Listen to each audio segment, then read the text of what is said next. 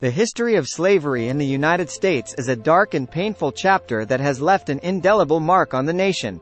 Among the many horrors that enslaved people endured, the practices on so-called sex farms and sexual exploitation were particularly heinous.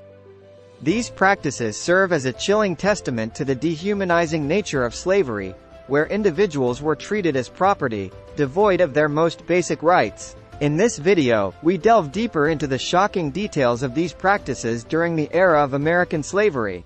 The brutal reality of American slavery. American slavery, which persisted for centuries, was a system built upon the forced labor of millions of black individuals who were treated as chattel, their humanity systematically denied.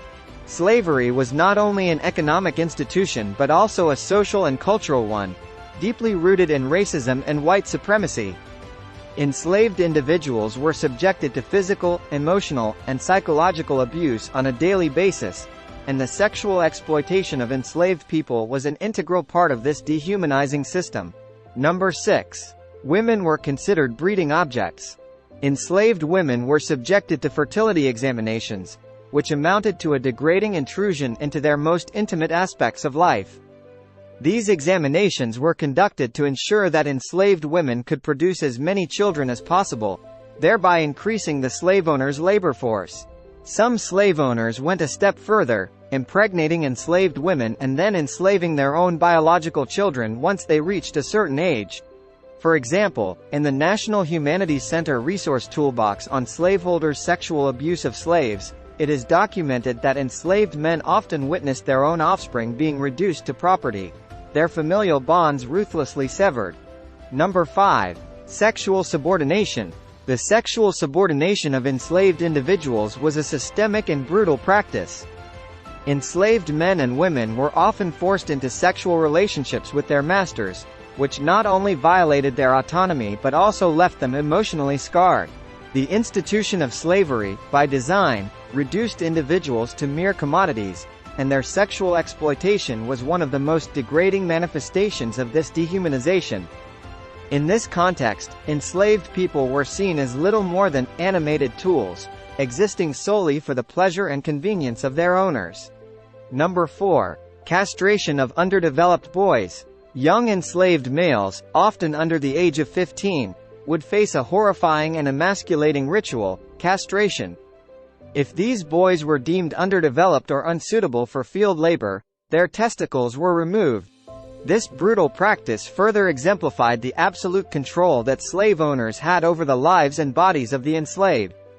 Castration robbed these young boys not only of their physical autonomy but also of their manhood, leaving them physically and emotionally scarred for life. Such incidents serve as grim examples of how the enslaved were subjected to brutal mutilation to further their owners' interests. Number 3. Enslaved women were forced to breed. Enslaved men were expected to impregnate a specific number of females each year, and enslaved women were expected to start bearing children at a very young age. These practices were designed to increase the slave population for economic gain, without regard for the well-being of the enslaved. The enslaved were not viewed as human beings but rather as tools for labor and reproduction. This cruel system resulted in high rates of maternal and infant mortality, as women were subjected to repeated pregnancies and inadequate health care. The story of an enslaved man named Pataseka, who is reported to have fathered more than 200 offspring, serves as a chilling example of the magnitude of these expectations. Number 2. Treatment of pretty, enslaved women. In some cases, enslaved women who were considered attractive were bought and given special treatment by their owners. However, this special treatment was far from a privilege. While they might be spared from the harsh conditions of field labor, these women were still enslaved and subjected to the whims of their owners and their families. In many cases, they endured cruelty at the hands of the master's wife, who saw them as rivals and threats. This led to horrifying instances of abuse, including the beheading of children born from relationships between enslaved women and their masters. Number 1. White men had their way with enslaved women. The sexual exploitation of enslaved women was often rationalized by white men by invoking racist stereotypes and paternalistic justifications. These men claimed that they were doing black women a favor by protecting them from black men, whom they depicted as animalistic and brutal. This argument was an attempt to absolve themselves of the moral reprehensibility of their actions. The underlying racism of this rationale was glaring.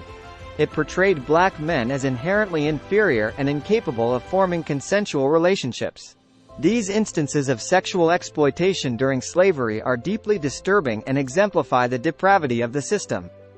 They reveal not only the physical brutality but also the moral bankruptcy of a society that sanctions such inhumane practices.